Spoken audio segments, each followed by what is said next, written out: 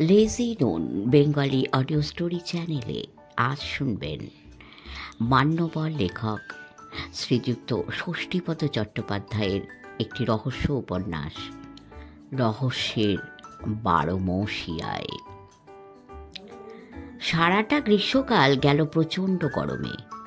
একবারের জন্য কালবৈশাখী এলো না, তবে নিম্নচাপের হাত ধরে এলো বর্ষা। রোজই বৃষ্টি, রোজই বৃষ্টি। ঘ্যান ঘেনে বৃষ্টির জন্যে ঘর থেকে বেরোনোই দায়ী হয়ে উঠল। বর্ষা বিদায় নিয়ে এলো শরৎ। দু একদিন মিষ্টি রোদের পরশ পেয়ে আঙিনায় শিউলি ঝরল।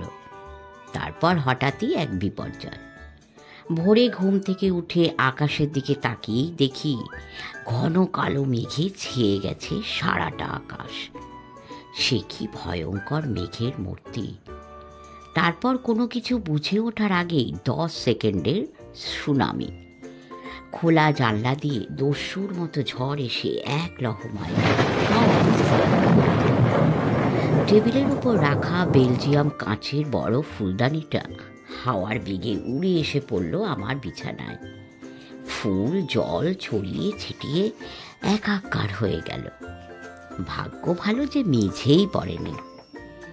পাশের বাড়ির বাগানের একটি আম গাছের ডাল ভেঙে পড়ল রাস্তার উপর।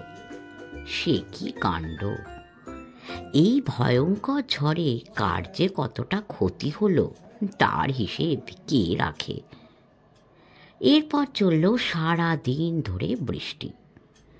ঝড় ওই একবারই হলো বটে, তবে বৃষ্টি কিন্তু থামতি নেই। সারাটা দিন ধরে ঝরেই চলেছে, ঝরেই চলেছে। ঘরে চাল ডাল ডিম যা ছিল তাই দিয়ে খিচুড়ি বানিয়ে খেলাম। এই অবস্থায় ভোজুদাকে তো বাজারে পাঠানো যায় না। যদিও একবার যেতে চেয়েছিল, তবু আমার ধমক খেয়ে রয়ে গেল। কিন্তু সন্ধ্যের মুখে বৃষ্টির বেগ যখন অনেকটা কমল, তখনই হঠাৎ করে যার আবির্ভাব হলো তাকে দেখে সত্যিই চমকে উঠলাম। সে হলো দিবাকর। অত্যন্ত হ্যান্ডসাম চেহারার স্মার্ট যুবক, আর দারুণ ডাকাবুকো প্রকৃতির। এখন রাঁচি আর হাজারিবাগের মাঝখানে কি যেন একটা জায়গায় থাকে। কোথায় যে থাকে তা স্পষ্ট করে বলে না। তা সেই দিবাকর এসেই ঝড়ের বেগে ঘরে ঢুকে বলল, ব্যাগে জামা কাপড় আর টুকিটাকি জিনিসপত্র যা কিছু আছে তা গুছিয়ে নে। তার মানে? সব কিছুর মানে খুঁজিস না তো, যা বলছি তাই কর। দারুণ একটা জায়গায় নিয়ে যাব তোকে। আমি বললাম, সে তো বুঝলাম, কিন্তু যাবোটা কোথায়? তোকে যা বলছি তাই কর, ব্যাগটা আগে গুছিয়ে নে। আমার বিস্ময়ের ঘোর কাটেনি তখনও। বললাম, ব্যাগ আমার গুছানোই থাকে, কিন্তু ব্যাপারটা কি, কোথায় নিয়ে যাবি? দিবাকর সোফায় হেলান দিয়ে বসে বলল, এমন একটা জায়গায় যে জায়গার কথা তুই স্বপ্নেও কখনো ভাবিসনি। বলিস কি রে? হ্যাঁ, অমন একটা জায়গা যে আছে বা থাকতে পারে আমিও তা কল্পনাও করিনি। তাহলে এত রহস্য না করে খুলেই বল না বাবা, জায়গাটা কোথায়? বললেই কি তুই বুঝবি? নামই শুনিসনি কখনো? তোর মুখেই শুনি। দিবাকর রহস্যের হাসি হেসে বলল, বারমৌসিয়ায়। বারমৌসিয়া? বারমৌসিয়া দারুণ জায়গা। সে কথা পরে হবে, আগে বল রাতের মেনুটা কি? ভোজুদা তখন কফি করতে ব্যস্ত ছিল। একটু পরেই কফি আর কেক নিয়ে এসে বলল, রাতে আবার মেনু কি? মাংস ভাত আর রুটি। দিবাকর বলল, তাই হোক, তবে সেই সঙ্গে অমৃত মিষ্টান্ন ভাণ্ডারের স্পেশাল রাজভোগ। এই তো হবে হবে। দিবাকর হেসে বলল, বাহ, এই না হলে ভোজুদা। তারপর বন দপ্তরে চাকরি নিয়ে এখন আমি যে জায়গায় আছি তাকে প্রকৃতির স্বর্গরাজ্য বললেও খুব কম বলা হবে। কিন্তু ওই স্বর্গরাজ্যকে ঘিরে যে দারুণ রহস্য জমাট বেঁধে আছে তা যেমনই বিস্ময়কর তেমনই রহস্যময়। আমি একটু বেশি রকমের সিরিয়াস হয়ে বললাম, রহস্যময়? কেন? ওই কেন উত্তর তো আমারও জানা নেই ভাই। ভজুদা বলল, আরো খানিকটা কফি বেঁচেছে, দেবো নাকি একটু করে ঢেলে? আমি বললাম, দাও। দিবাকর বলল, বারমৌসিয়া ঘন অরণ্যে ভরা বুনো পাহাড়ের দেশ। ওখানকার পাহাড়মালায় হিংস্র বনজন্তুও যেমন আছে, তেমনই আছে নানা জাতের হরিণ। সম্প্রতি আমি বন দপ্তরে চাকরি পেয়ে এখানে এসেছি। এই নির্জন অরণ্যে আমি আর চৌকিদার হেলা ছাড়া অন্য কেউ নেই। সে কি, আশেপাশে কোনো গ্রাম নেই? আছে, গুলশান্ডি নামে একটা গ্রাম আছে, তবে তা অনেক দূরে। ও, তাহলে প্রকৃতির ওই স্বর্গরাজ্যে তুই একাই অধীশ্বর? হ্যাঁ, বলতে পারিস। ভজুদা আরও একটু কফি দিলে তা খেতে খেতেই দিবাকর বললে, ওখানকার বনের ওই হরিণগুলোর সঙ্গেও আমার একটা মধুর সম্পর্ক গড়ে উঠেছে। কি ভাব আমার ওদের সঙ্গে! শুধু জঙ্গলের গভীরতার কারণে বেশি ভেতরে ঢুকতে সাহস হয় না। হেলাটা দারুণ ভীতু, ইউপির লোক। আজমগড় না কোথায় যেন ওর বাড়ি। ওর ধারণা ও বিশ্বাস ওই জঙ্গলে ভূত প্রেতের উপদ্রব আছে, তাই ভয়ে ও নিজে যায় না, আমাকেও যেতে দেয় না। ওর এমন ধারণা হওয়ার কারণ কুসংস্কার বলতে পারিস। শুধু ওর নয়, গুলশন্ডি, বনপাহাড়ি, কাপাসদা, হেতালডি, টংকুপ্পার গ্রামের মানুষদেরও অমনি ধারণা। স্ট্রেঞ্জ। তারাও আমাকে জঙ্গলে যেতে মানা করে। ওদের ধারণা ওই বনের হরিণরা নাকি মায়া হরিণ। মায়া হরিণ? তার মানে? রাতের অন্ধকারে ওরা নাকি আর হরিণ থাকে না, মোহিনী মূর্তি ধারণ করে গান গায়, নাচে, আবার দিনের আলোয় হরিণ হয়ে যায়। আমি বললাম, এই 1961 সালেও মানুষের মনে এমন সংস্কার? তুই কি বলিস? আমি আর কি বলবো বল, তবে আমারও যেন কখনো কখনো ওদের ধারণাটাই সত্যি বলে মনে হয়। ও বাবরে বাপ! আদিবাসীদের, বনের মানুষদের অনেক রকম কুসংস্কার থাকে, তাই বলে বনের হরিণ রাতে মোহিনী মূর্তি ধারণ করে গান গায়, নাচে, এমন সংস্কারের কথা তো শুনিনি কখনো। তা ওদের গান শুনেছে কে? তুই শুনেছিস? শুনেছি। কাছে দূরের গ্রামের মানুষরাও শুনেছে। সেই গানের সুরের মাধুর্য এমনই যে মনে হয় গানের ভেতর দিয়েই কে যেন ডাকছে। আমি অবাক হয়ে শুনতে লাগলাম ওর কথা। দিবাকর বলতে লাগলো, কতবার ভেবেছি সাহস করে এগিয়ে যায়, কিন্তু শেষ পর্যন্ত সংকল্প ত্যাগ করেছি। বলা যায় না, সত্যি যদি অলৌকিক ব্যাপার স্যাপার কিছু হয়। তাছাড়া হেলাও আমাকে বাধা দিয়েছে বারে বারে, মন ভেঙে দিয়েছে। ও তো বড়বিল অঞ্চলের মানুষ, অনেক কিছুই জানে। ও জানে ওই গান শুনে জঙ্গলে কেউ গেলে সে আর ফিরে আসে না। আমি বললাম, ব্যাপারটা তাহলে খুবই রহস্যময়। রহস্যময় বই কি, ওখানে গেলেই বুঝবি কি হয় আর না হয়। ওখানে সন্ধ্যের পর গায়ে কাঁটা দিয়ে উঠবে। চিন্তা ভাবনার বাইরে যা কিছু তাই হয় ওখানে। তার মানে সভ্য জগৎ থেকে বিচ্ছিন্ন হয়ে অন্য এক ভুবন ওখানে বিরাজ করছে। আদিম ভুবন বলতে পারিস। কত রহস্য যে জমাট বেঁধে আছে তা ঠিক নেই। শুধু রহস্য নয়, আছে আতঙ্ক। এখন তুই যদি অন্তত কয়েকটা দিন আমার সঙ্গে থাকিস, তাহলে ওই মায়া হরিণের রহস্য আমি উন্মোচন করবই। আমি বললাম, তোর কথা শুনে ভেতরে ভেতরে আমিও কিন্তু দারুণ অ্যাডভেঞ্চারাস হয়ে উঠছি, তাই স্বতঃস্ফূর্তভাবেই তোর সঙ্গে যেতে আমি রাজি। বিপদের যত রকম ঝুঁকি থাকুক না কেন, ওখানে ওই অরণ্যে রাতে আমরা যাব, দেখব ওই মায়া কাননে কোন বন হরিণী কোন মায়ায় আমাদের বশ করে। দিবাকর আনন্দে উদ্বেলিত হয়ে বলল, হৌরে, আমি জানতাম তুই যাবি, তাই এত দূর থেকে তোর কাছেই ছুটে এলাম। এখন যা কিছু প্রয়োজনীয় জিনিসপত্র সব গুছিয়ে নে, কেননা বেশ কয়েকদিন থাকতে হবে ওখানে। আমি রেডি, কবে যাবি বল? দেরি করে লাভ কি, কালই যাব।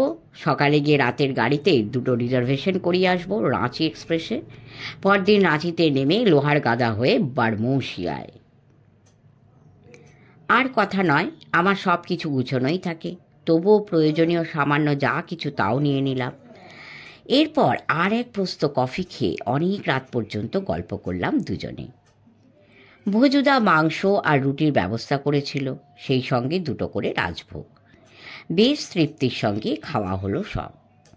রাজভোগ খেয়ে খুব খুশি দিবাকর, বলল, আহা, কতদিন যে বাংলার মিষ্টি খায়নি তার ঠিক নেই। আমাদের ওখানে গ্রামের মানুষরা পেঁড়া তৈরি করে, তার স্বাদও মন্দ নয় বুঝলে, তবে এর কাছে কিছুই নয়। আমি বললাম, তোর মতো আমিও মিষ্টি খোর, তবে কিনা ওই বনে জঙ্গলে মিষ্টি তো পাবো না, মাছ মাংসই বেশি করে খাবো। পারলে মাঝে মাঝে হরিণের মাংস খাইয়ে দিস।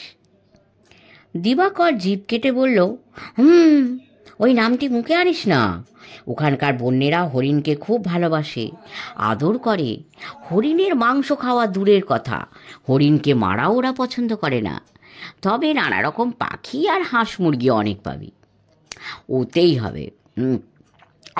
তবে একটা কথা কি জানিস, পর্যাপ্ত দুধ ঘি ওখানে, ওইসব খেলে মাছ মাংস তোর আর খেতে ইচ্ছেই করবে না। ভোজুদা বলল, এই তোমাদের সেই থেকে শুধু খাওয়ার গপ্পই শুনছি, রাত কত হয়েছে সেদিকে খেয়াল আছে? এই তাড়াতাড়ি খেয়ে বা শুয়ে পড়ো। সত্যিই তো রাত অনেক হয়েছে, প্রায় 1:45টার কাছাকাছি। অতএব আর দেরি নয়, শ্রী ভগবানকে স্মরণ করে আলাদা 2টো বিছানায় শুয়ে তেড়ে ঘুম দিলাম দুজনে। খুব সকালে ঘুম ভাঙলে আমরা বাথরুম সেরে সোফায় এসে বসলে ভোজুদা আমাদের ডিম টোস্ট আর চা দিয়ে গেল। খবরের কাগজও এলো একটু পরে। কাগজের প্রথম পাতায় চোখ বুলিয়েই চমকে উঠলাম। কাল ওই সামান্য সময়ের বিধ্বংসী ঝড়ে কত ঘর বাড়ি গাছ যে উল্টেছে তা ঠিক নেই। প্রকৃতির রুদ্ররোষ কখন কিভাবে যে বর্ষিত হয় তা কে জানে। আজ কিন্তু আকাশের দিকে তাকালে মনেই হবে না যে অত কাণ্ড হয়ে গেছে। নিম্নচাপে সমস্ত প্রভাব মুক্ত হয়ে সুন্দর সোনালি আলোয় ঝলমল করছে সকালটা। চা পর্ব শেষ হলে দিবাকর বলল, এখন তো 8টা বেজে গেছে, ঘরে বসে আর কী করবি, চল টিকিটটা কেটে আসি। গেলেই কি রিজার্ভেশন পাবি? নিশ্চয়ই পাবো, এটা তো বোম্বে মেল নয়, রাঁচি এক্সপ্রেস। ও গাড়ির রিজার্ভেশন অল টাইম অ্যাভেলেবেল। যদি না পাই এমনি টিকিট কেটেই গাড়িতে উঠব।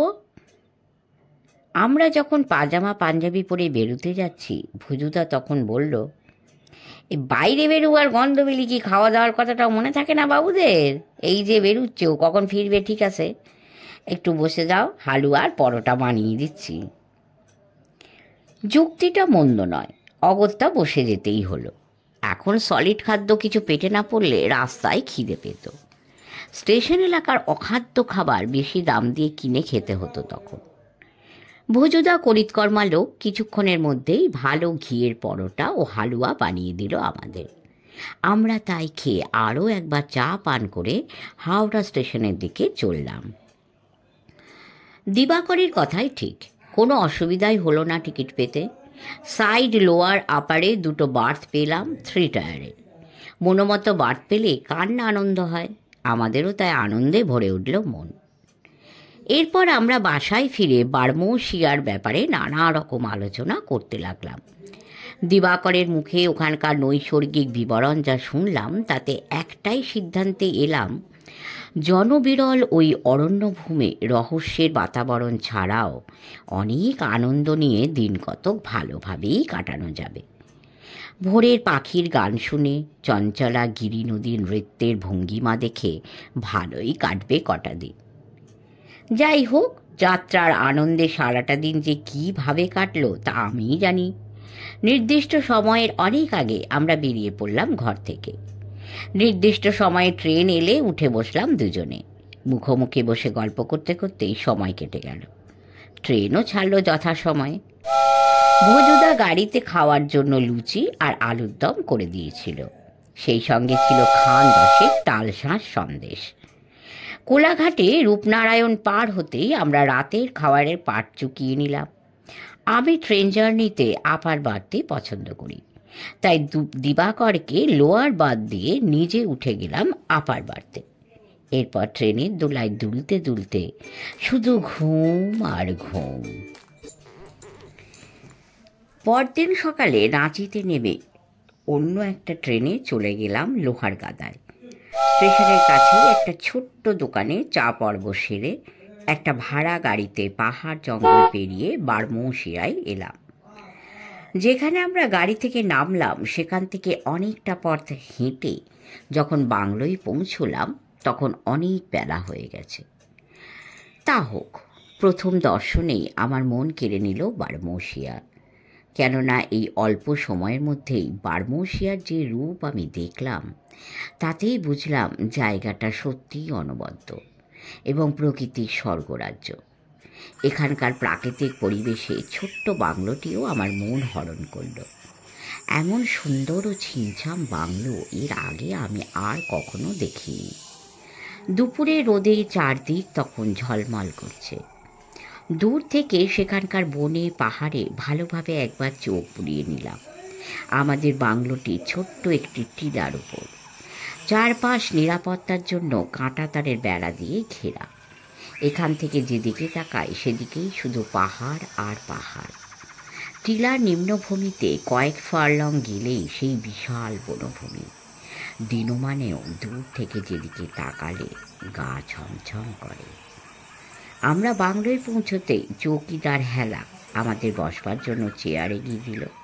তারপর গিলাস ভর্তি জল নিয়ে খেতে দিল দুজনকে। আহ, কি মিষ্টি জল! প্রাণ যেন জুড়িয়ে গেল। আমি হেলাকে বললাম, এই জল তুমি কোথায় পেলে? আশেপাশে তো কোনো ব্যবস্থা দেখলাম না। এই মিঠা পানির জল, এই জলই আমরা খাই।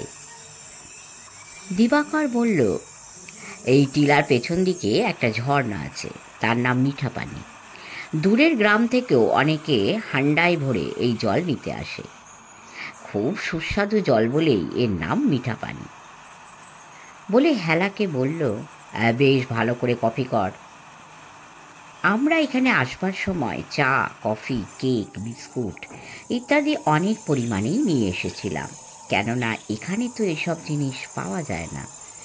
কোনো কিছুই পাওয়া যায় না এখানে। যাবতীয় কেনাকাটার জন্য রাঁচির লোহারগাদার দিকেই যেতে হয়। দিবাকরের আদেশ মতো হেলা স্টোভ জেলে কফির আয়োজন করতে লাগলো। দিবাকর ব্যস্ত হলো ওর ঘরের কাজে। এই বাংলোই তো ওর ঘর সংসার। আমি বাংলোর বাইরে এসে এদিক সেদিক ঘুরে পাহাড় ও বনভূমির সৌন্দর্য উপভোগ করতে লাগলাম। জায়গাটা আমার খুব মনে ধরেছে বলে দিবাকরেরও আনন্দের শেষ নেই। একটু পরে ও পোশাক বদলে আমার পাশে এসে বলল, চল তোকে ওই মিঠা পানির দিকে নিয়ে যাই। ওখানে গেলেই দেখবি কত কত হরিণ নির্ভয়ে ঘুরে বেড়াচ্ছে। আমারও উৎসাহের অন্ত নেই। বললাম, আমাদের দেখে ভয়ে পালাবে না তো? আরে ভয় পাবে কেন, কেউ ওদের মারে না, তাই ওরা পোষা হরিণের মতো। আমি দিবাকরের সঙ্গে বাংলোর পিছনে আসতেই দেখলাম টিলার নিচের দিকে একটি ক্ষীণ স্রোতা ঝর্ণার আশেপাশে অজস্র হরিণ নির্ভয়ে ঘোরাফেরা করছে। দিবাকর আমাকে সেখানেই দাঁড় করিয়ে সেই সব হরিণগুলোর কাছে গিয়ে ওদের গায়ে হাত বুলিয়ে দিতে তারাও গলা বাড়িয়ে ওর আদর খেতে লাগলো। আশ্চর্য, বনের হরিণ এমন ভাব যেন পোষা হরিণ। দিবাকরের দেখা দেখি আমিও পায়ে পায়ে এগিয়ে দু একবার গায়ে হাত বুলিয়ে ছোট্ট একটি হরিণ শিশুকে বুকে নিয়ে অনেক আদর করলাম। হরিণের দল আমাকেও ভয় পেল না, যেন আমি ওদের কতই পরিচিত। বারমৌশিয়ার বনে পাহাড়ে আমার মনটাই ভরে উঠল এক অপার্থিব আনন্দে। একটু পরে আমরা বাংলোর দিকে ফিরে এলে হেলা আমাদের কফি ও বিস্কুট দিল। বলল, এগুলো খেয়ে শর্ট করে স্নানটা সেরে আসুন, ভাত আর ডিনার কারি 2 মিনিটে হয়ে যাবে, দেরি করবেন না। এই অনবদ্য পরিবেশে এমন অবেলাতেও তাড়িয়ে তাড়িয়ে কফি খাওয়ার যে কি আনন্দ, তা এখানে না এলে কখনোই অনুভব করতে পারতাম না। যাই হোক, কফি খেয়ে আবার ওই ঝর্ণাতেই গিয়ে স্নানটা সেরে এলাম। বেলা বাড়ার সঙ্গে সঙ্গে খিদেটাও চঞ্চনে হয়েছে, তাই পেট ভরে ভাত ও ডিমের কারি খেয়ে সামান্য একটু বিশ্রাম নিতে না নিতেই সন্ধে হয়ে গেল। দিনান্তে শেষ আলোর রংটুকুও তখন মুছে যায়নি আকাশের পট থেকে। দিবাকর এবং আমি দুজনেই বাংলোর বাইরে এলাম। আসন্ন সন্ধ্যায় কি অপরূপ সাজেই না সেজে উঠেছে প্রকৃতি। নাম না জানা কত গাছে কত রঙিন ফুল ফুটে আছে দেখলাম। কি সুন্দর! আমরা যখন দূরের প্রকৃতির দিকে তাকিয়ে তন্ময় হয়ে গেছি, ঠিক তখনই দেখা গেল গোলালো চেহারার তামাটে রঙের দুটি মেয়েকে বাংলোর দিকে আসতে।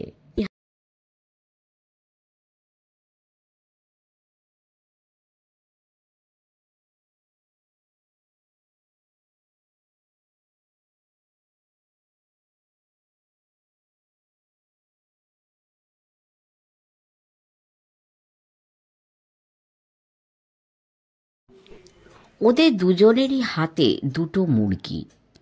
মেয়ে দুটির বয়স 16 থেকে 18-র মধ্যে, চেহারায় বন্য পাহাড়ি ছাপ। ওরা এসেই আবদার করল, এ মুরগি দুটো নে না বাবুজি, 12 আনা করে দাম।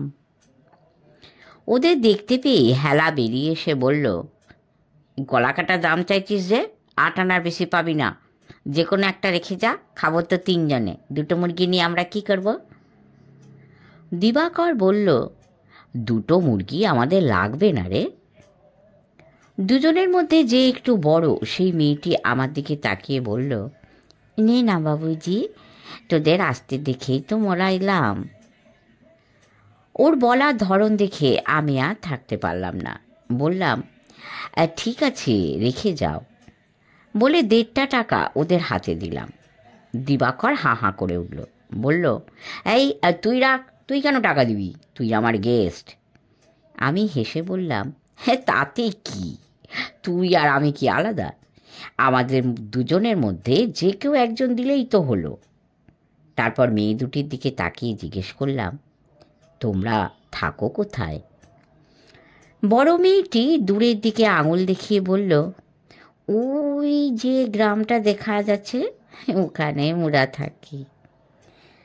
চেয়ে দেখলাম অনেক দূরে একটা মাঝারি ধরনের বুনো পাহাড়ের কোলে আঙুলে গোনা কয়েকটি ঝুপড়ির ঘর।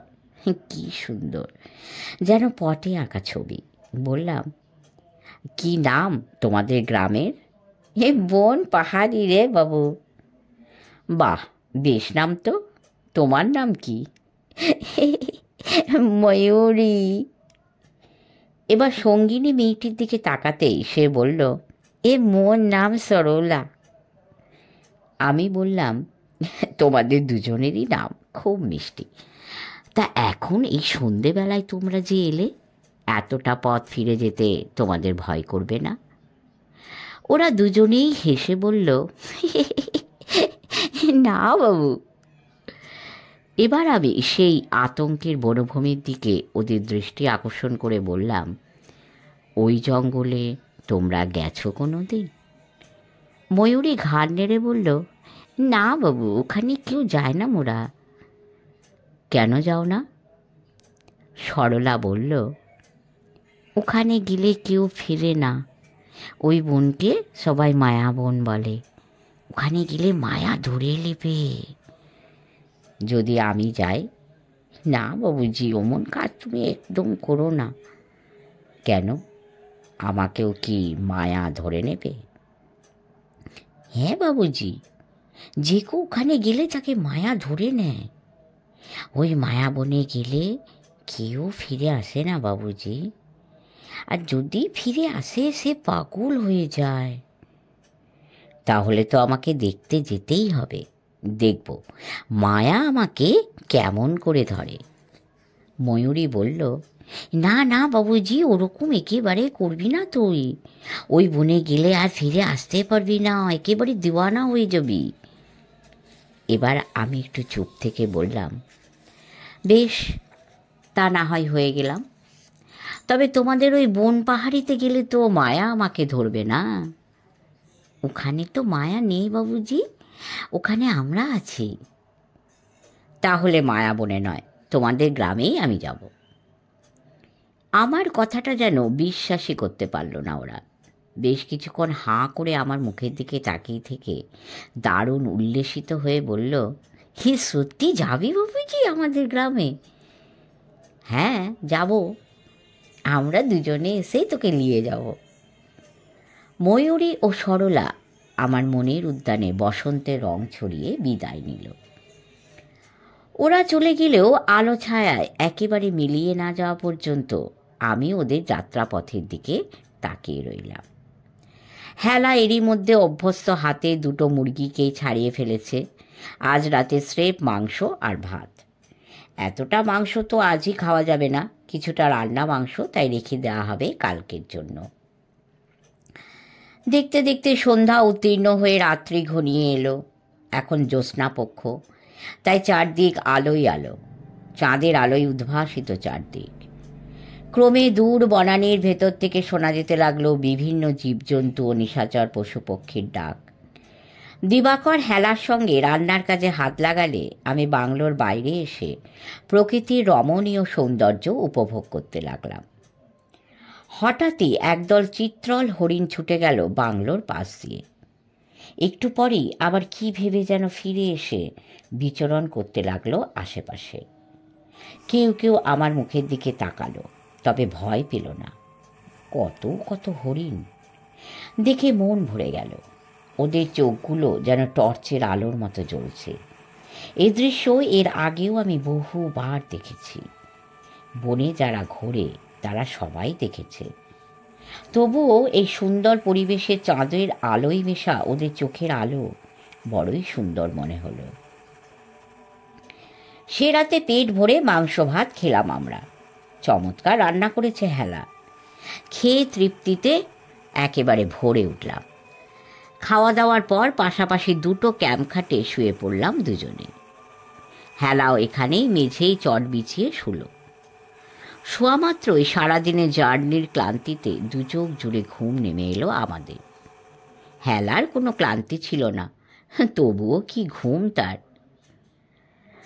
কতক্ষণ ঘুমিয়েছি জানি না, হঠাৎই দিবাকরের ডাকে ঘুম ভাঙল।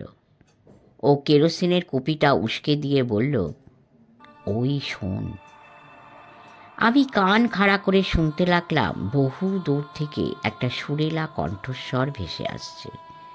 কোনো মেয়ে যেন করুণ সুরে গাইছে এই গান, কিন্তু দূরত্বের কারণে সে গানের ভাষা কিছুই বোঝা গেল না। গান শোনা মাত্রই উঠে বসলাম আমি। জোরালো টর্চটা মাথার কাছ থেকে নিয়ে বাংলোর বাইরে এলাম। দিবাকরও এলো, বলল, জ্যোৎস্নার এত আলোয় টর্চ লাগবে না। সত্যি এই বিস্তীর্ণ প্রান্তরে অরণ্যে পর্বতে চাঁদের আলো যেভাবে লুটিয়ে পড়েছে তাতে অন্য আলোর প্রয়োজন হয় না। তবে বনভূমি অন্ধকার, সেই আধারেও আলো আছে। সে আলো অবশ্য শত শত হরিণ চোখে। তারই মধ্যে থেকে ভেসে আসছে একাধিক গানের সুর। তবে কি সত্যি সত্যি ওই বনের হরিণরা রাতের অন্ধকারে অন্যরকম হয়ে যায়? ওই কাননকে ঘিরে যে রূপক, তাকে সত্যি অলীক নয়? সে গান শুনে মনে হলো এই মায়া রাতে ওরা যেন গানের সুরেই ডাক দিচ্ছে আমাদের। অথচ ওই সুরের নেশায় আচ্ছন্ন হয়ে ও বনে গেলেই নাকি হিম শীতল মৃত্যু এসে গ্রাস করবে সকলকে। আমি উত্তেজিত হয়ে দিবাকরের দিকে তাকাতেই ও বলল, হুট করেই কিছু যেন করতে যাস না। আমার তখন শিরায় উপশিরায় চঞ্চলতা খেলা করছে। বললাম, তোর ঘরের দেওয়ালে কার্তুজ ভরা একটা বন্দুক আছে, আমি দেখেছি। ওটা ওখানেই থাকে, ওর ব্যবহার আমি জানি না। আমি জানি, নিজেকে সংযত কর। আমি কঠিন গলায় বললাম, হেলাকে ডেকে তোল, চল সবাই আমরা ওখানে যাই। বললাম তো, সহসা কোনো বিপদে ঝুঁকি নিতে যাস না, বলেই আমার হাত ধরে টান দিল। আমি বললাম, ওই মায়াবনে আমাকে যেতেই হবে দিবাকর, আমি যাবই। আমিও যাব, সেই জন্য তো তোকে ডেকে এনেছি, তবে রাতের অন্ধকারে নয়, দিনের আলোয়। কিন্তু মোহিনী মায়ার প্রকাশ তো রাতের অন্ধকারেই। তখন মৃত্যুর হাতছানিও আছে, তাই রাতে কোনো অভিযান নয়। আমি আর কথা না বাড়িয়ে ওর সঙ্গে ঘরে এসে শয্যা গ্রহণ করলাম। মনে মনে সংকল্প করলাম, ওই মায়াবনের রহস্য আমাকে উন্মোচন করতেই হবে। কেউ না যাক, আমি একাই যাব। মৃত্যু, সে যদি নিয়তির হাত ধরেও আসে, আমি নিজেই তাকে বরণ করে নেব। শেষ করলাম প্রথম পর্ব। পরের পর্বটি তাড়াতাড়ি দেওয়ার চেষ্টা করব। যদি ভালো লাগে অবশ্যই শুনবেন, লাইক করবেন, শেয়ার করবেন, সাবস্ক্রাইবও করবেন। পরম করুণাময়ের ইচ্ছায় সকলে ভালো থাকবেন। নমস্কার।